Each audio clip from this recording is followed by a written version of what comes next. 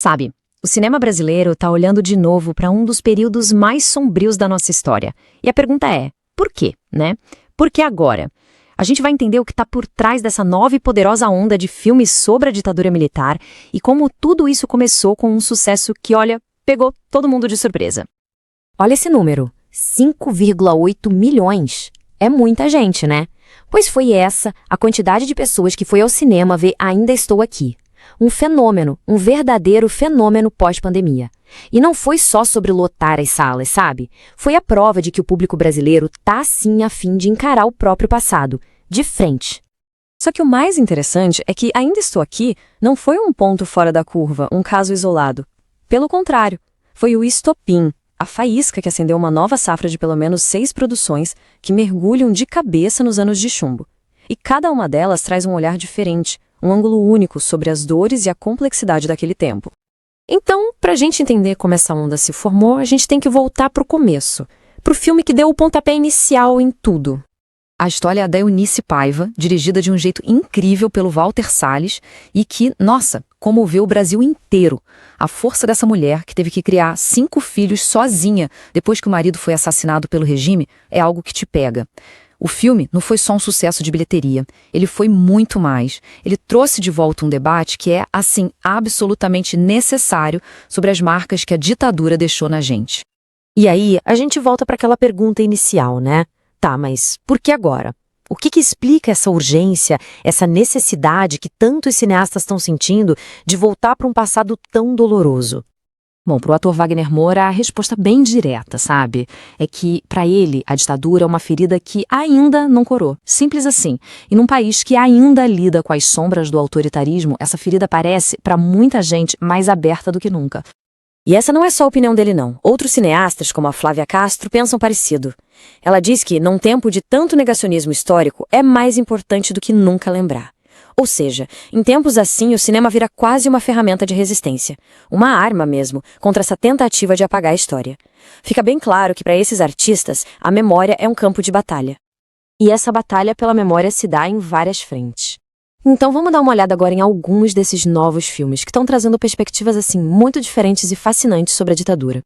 O primeiro da lista é O Agente Secreto. É do Kleber Mendonça Filho, um diretor que dispensa apresentações. E o filme leva a gente lá para Recife em 1977.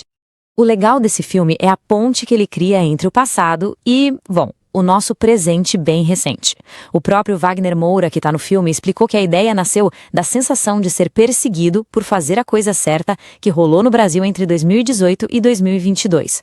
Então, eles pegam essa sensação e transformam num thriller de espionagem que conversa diretamente com as nossas preocupações de hoje. Agora vamos para o próximo.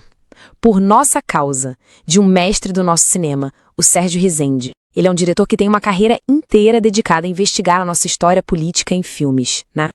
Aqui, o foco já é outro. É a tensão psicológica. A história mergulha fundo na paranoia, na desconfiança que começa a surgir dentro do próprio grupo de militantes. É bem angustiante porque mostra que o perigo às vezes vinha de dentro. E tem mais. Agora um documentário chamado Honestino.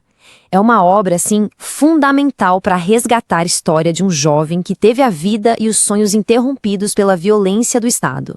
O filme conta a história do Honestino Guimarães, um líder estudantil que desapareceu com só 26 anos. E ao fazer isso, o diretor Aurélio Michiles faz mais do que só contar uma história que ainda precisava ser revelada. Ele dá um rosto, uma voz, para uma das milhares de vítimas da ditadura. Ele transforma uma tragédia que era de uma família em memória coletiva. É quase um ato de justiça histórica, sabe? Olha, é importante a gente entender que essa onda de filmes não surgiu do nada, não. Ela está conectada a uma tradição muito forte e corajosa do nosso cinema, que é essa de ser um espelho crítico da sociedade. O próprio Sérgio Rezende fala sobre isso. Para ele, fazer filmes sobre o Brasil é um compromisso. Ele diz que os maiores sucessos brasileiros são aqueles que refletem sobre o país. E que são filmes que só nós podemos fazer. Ou seja, é quase um dever, uma responsabilidade de contar as histórias que só a gente pode e precisa contar. Isso me lembra uma frase do grande Cacá Diegues. Ele disse que o cinema brasileiro serve como o espelho crítico da realidade do país. E parece que agora, nesse momento da nossa história, esse espelho está virado para as nossas cicatrizes mais profundas. Está forçando a gente a olhar para elas, sabe? Sem desviar o olhar. No fim das contas, o que essa nova safra de filmes nos lembra é algo fundamental. O passado não está morto e enterrado. Ele pulsa, sabe? Ele está vivo aqui no nosso presente. E a arte talvez seja a melhor ferramenta que a gente tem para lidar com os fantasmas que ainda nos assombram. A pergunta que fica no ar é: qual é o papel da arte ao revisitar o passado doloroso de uma nação?